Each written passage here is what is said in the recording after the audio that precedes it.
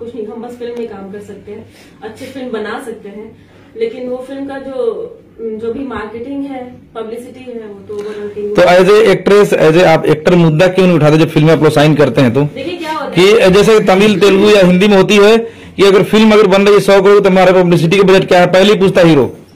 अगर उनका बजट नहीं है तो बोला तुम्हारी पिक्चर नहीं करूंगा। तो पिक्चर कैसे रिलीज हो? ऐसा हो सकता है, हीरो हीरोइन में से आधा पेमेंट काट लेते हैं। फेवरेट तो पहले काट ली।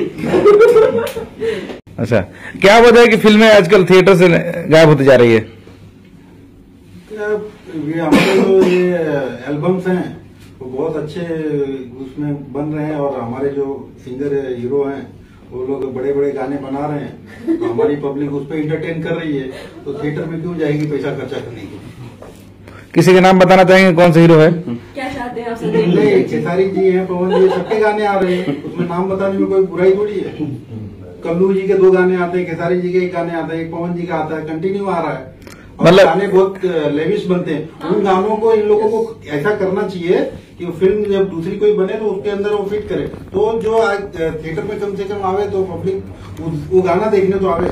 मतलब फिल्म सिनेमा हॉल में नहीं चलने का मेन वजह है खेसारी लाल यादव, पवन सिंह, जिनकी सबसे ज्यादा गाने आ रही है मार्केट में। नहीं है, इन लोगों की फिल्में भी चलती है, ऐसा नहीं है। हाँ। तो फिल्म का एक है, आज भी भोजपुरी सिनेमा जो है, हिंदी फिल्म, हिंदी की पब्लिक से ज्यादा पब्लिक आज भी बैठ रही है सिनेमा के अंदर।